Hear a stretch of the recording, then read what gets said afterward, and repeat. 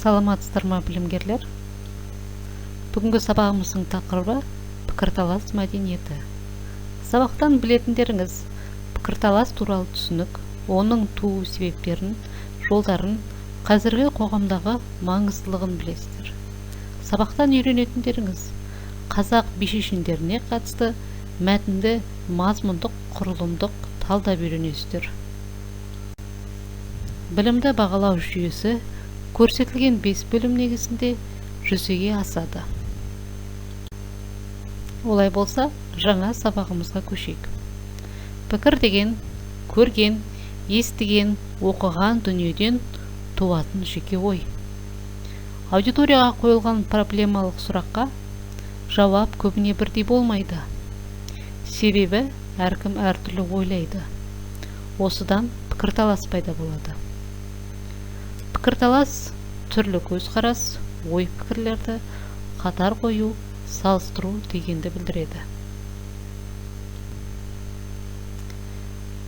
Пікірталас барысында пікірталасқа қатысушы тұлға тақырып бойынша көзқарасын, ойын дәлелдейді, дұрыс идеяларды ұсынуға, басқаның пікірін тыңдауға үйретеді. Ортақ бірлестіктен гөрі көп жағдайда бәсекелестікке бағытталады. Қателіктен бас тартуға көмектеседі.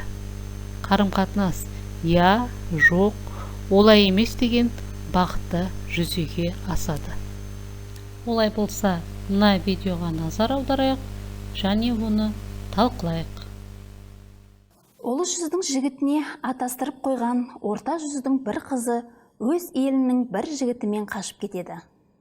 Соған байланысты ұлы жүз жағының жігіттері орта жүз ауылдарынан барымталап жылқы айдап алады. Ақыры ұлы жүздің биі Төле мен орта жүздің биі Қазбек айтысады. Аға болып алдымен туасың, алдымен жылқымды неге қуасың, дейді қаз дауысты Қазбек.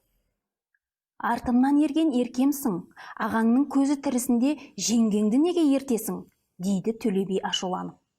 Сонда екі жағының да сөзін тыңдап отырған Әйтеке би былай депті: сабыр етіңдер билер, ашу бар жерде ақыл тұрмайды.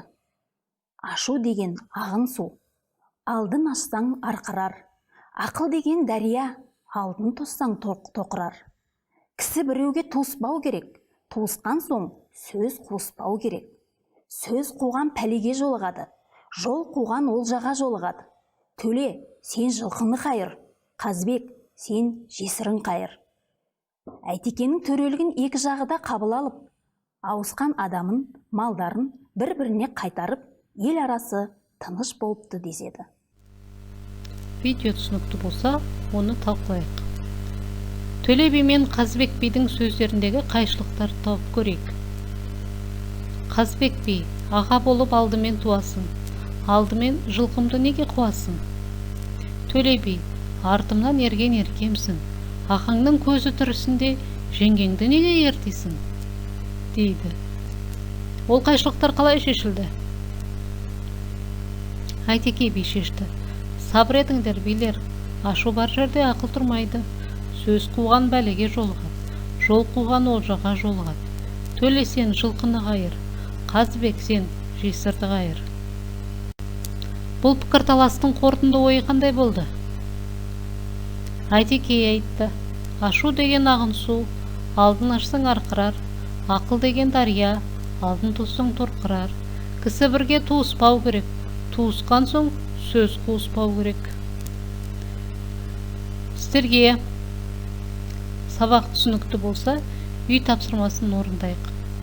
Уақыт пен заманның өзгеруіне байланысты бүгінгі күнгі азаматтардың бойынан қандай қасиеттер табылады? Бұрынғы уақыттағы жігіттер, мысалы, өнер алды қызыл тілін безініп, шешен жігіт дауза ойнар. Бұған үлгі ретінде қазіргі жігіттерге мынандай пікір беріледі: бүгінгі жастардың өнері виртуалды әлемде. Бүгінгі жігіттердің сөйлеу ерекшеліктері негізінен ВК, WhatsApp'та көрінеді. Осыған ұқсас, әркім өзінің жеке пікірін жазады. Екінші тапсырма: ұялы телефон біз үшін пайдалы, ұялы телефон біз үшін пайдасыз. Екі позицияның бірін таңдайсыз да, берілген талаптар негізінде өзіңізбен пікірталас жасайсыз.